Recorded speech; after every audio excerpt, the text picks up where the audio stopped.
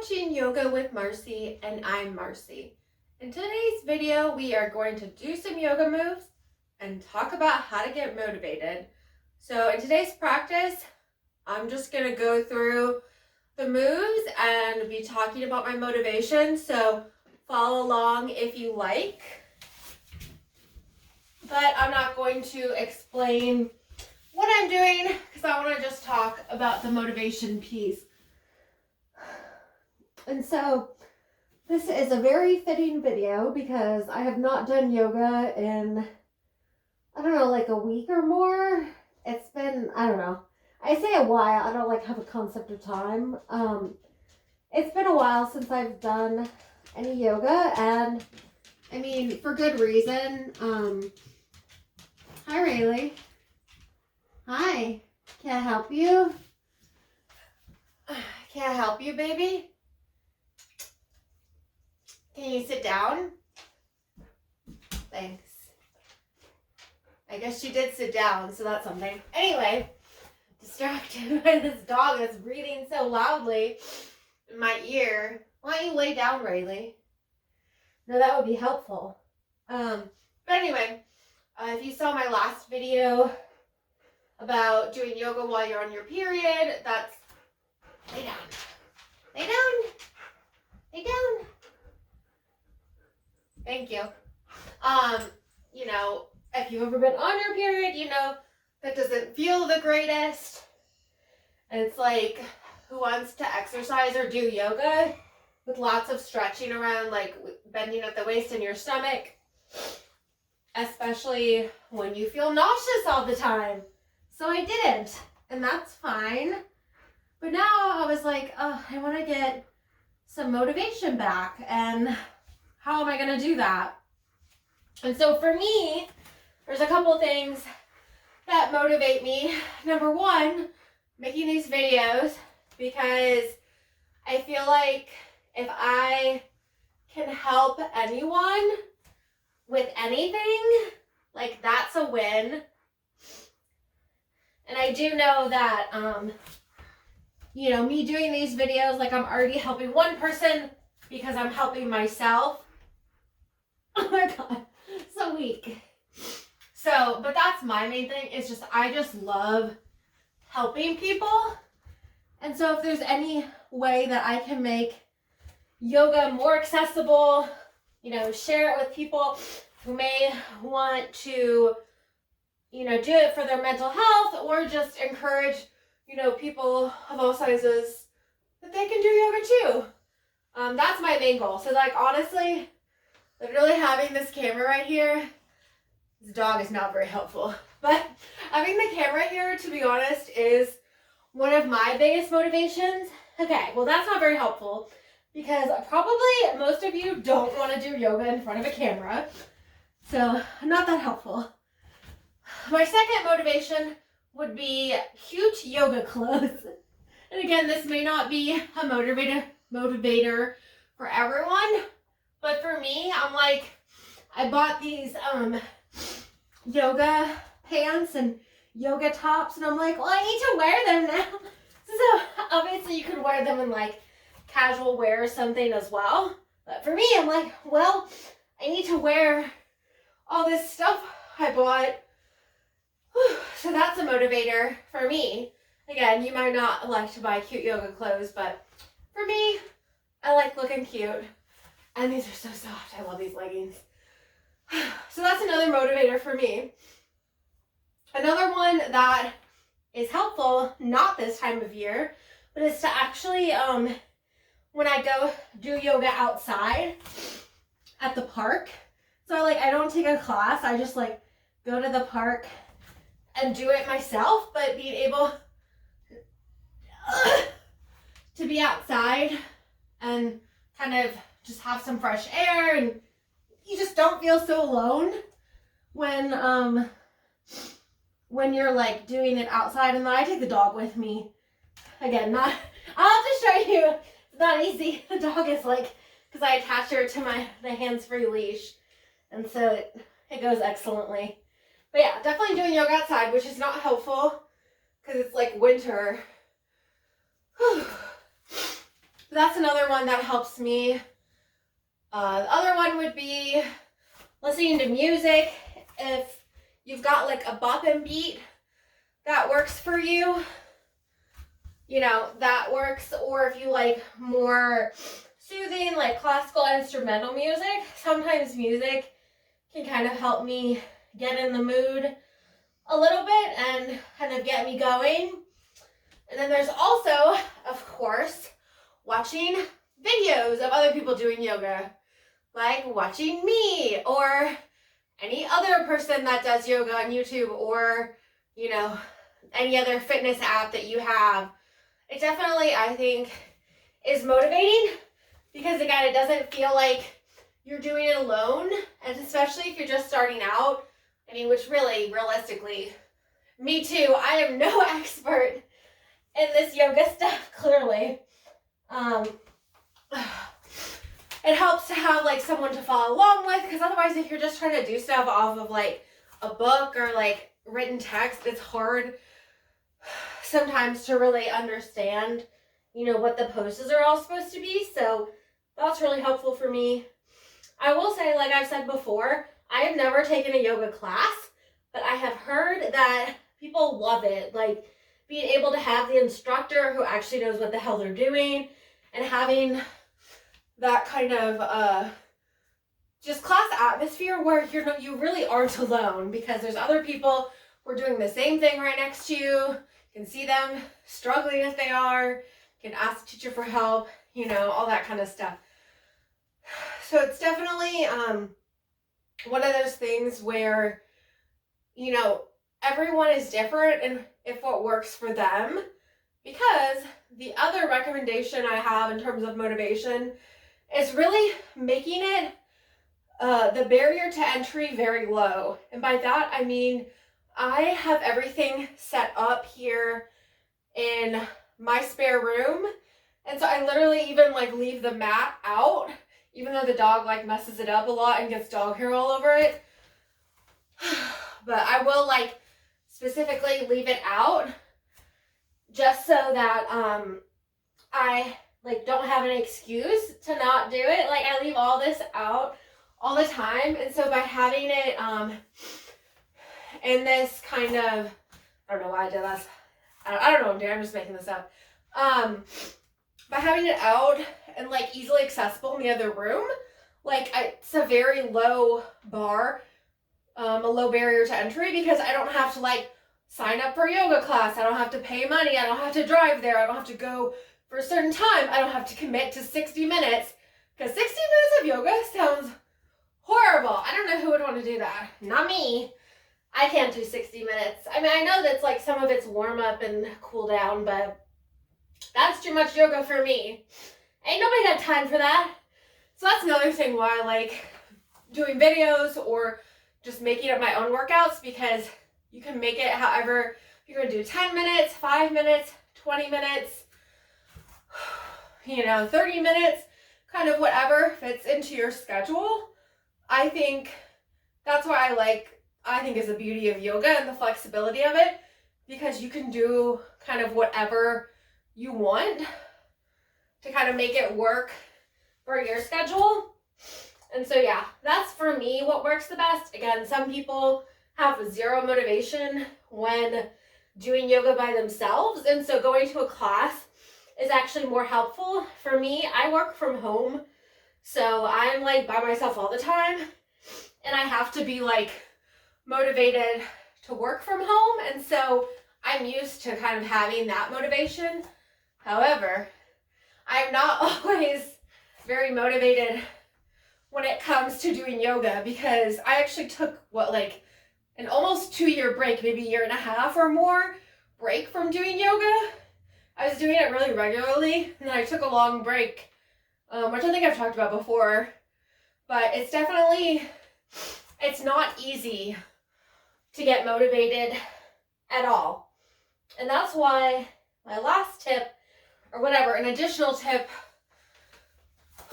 would be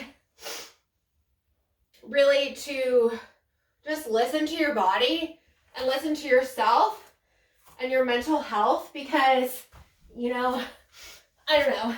I I don't think yoga should be about, you know, pushing yourself like a crazy extent. I mean, you can make it more difficult if you want, but it's, I don't know. I just think yoga should be helpful, and it shouldn't be, you know, about killing yourself and pressuring yourself that you need to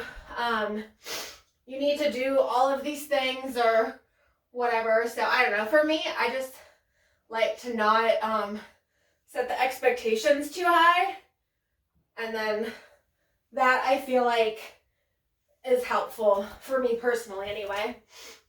Because that's why, like, the last week, like I said, I didn't feel well, so I didn't do any yoga. Fine. No problem. Like, everything is totally fine about that. So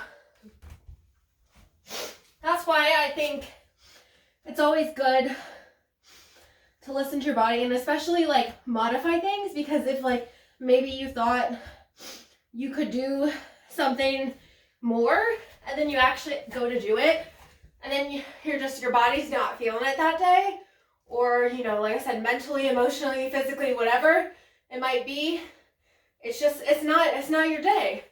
So quit, do less. Like, I know that might sound a little bit crazy in like a motivation video. Just don't do it. But I really mean it, because I don't think it should be any kind of like extra stress on you. And so that's why for me, I forgot to do this part. I just try to do it when I can, you know, when I'm able to, and when I'm not able to, that's fine. So that's my philosophy anyway. I mean, obviously there's tons of reasons or ways you can get motivated. Again, maybe your pet is helpful and that motivates you to do it, or, you know, doing yoga with a friend or something like that. But for me, you know, it's fine if it's, sorry, I'm out of breath. It's fine if I take a break and don't push myself as hard.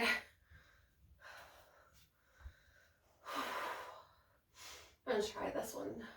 I don't usually do it like standing up like this, so even though I think that's the correct way to do it. But see, literally also, I guess another tip, just talk to yourself for 20 minutes out loud, or however, whatever, 5 minutes, however, I don't know how long it's been.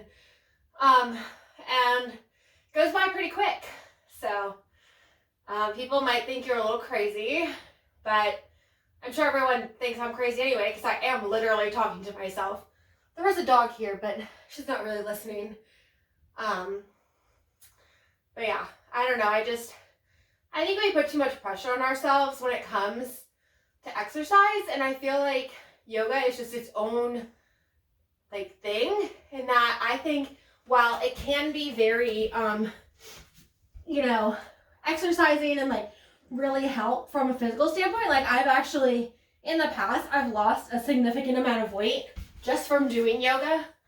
So like it can be, you know, pretty rigorous and, you know, be good for your body, of course. But I don't know, I just feel like there's such a mental component to it that I really like. Of course, I probably don't get it because I just sit here and talk instead of like breathing and relaxing. But we'll do that in Shavasana, right? I'll breathe later, right? When I say like do it when you're, breathe when you're, or live when you're dead, or breathe when you're dead, I don't know. I don't think that's a saying. I think I just invented it. It's fine. I am all sweaty. Goodness. Like I said, it has been a minute, but I am glad that I was able to test out these new leggings. They look like, I don't know, to me, like they're purple, but they look kind of more gray. Like they're not like very bright, which is fine. They're like leopard print, and I'm super pumped. Okay, what am I doing now? I don't know. Do one more downward dog.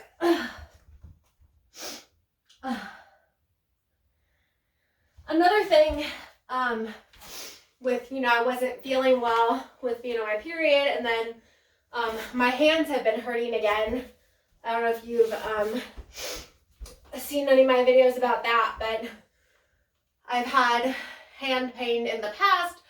It's gotten better, and then it's come back lately.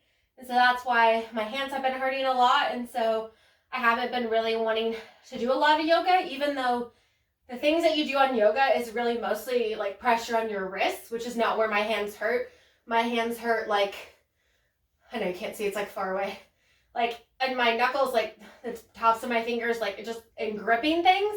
So really for yoga, it doesn't really impact me that much, but it's still like, if my hands hurt, I still don't want to like put a bunch of pressure on it. But yeah, I literally was getting gas, I don't know, yesterday or the day before, and I could not open the gas cap. I'm like, this is fine. I'm like an old lady. Can't open. I was like, oh my God, am I going to have to like talk to someone? I didn't though, luckily, because I literally was like, oh my God, I'm going to have to go ask someone, like a stranger, if they can open my gas cap. But I didn't have to, so thank God, because that would have been awful and embarrassing. Because I'd be like, I don't know why you're like this young person that can't open their gas cap. Like, I swear I'm not incompetent. My hands don't work, clearly. But my point of that was that it's just, I think, good to give yourself a break and give yourself some grace, because, you know, sometimes there's a period in our lives where we can do a lot of yoga or we can do a lot of exercise, whatever it might be. And then there's a period where we can't, you know, the last 18 to 24 months, before I started this back up again, I was not in a place that I could do it. I couldn't do it. And that's okay.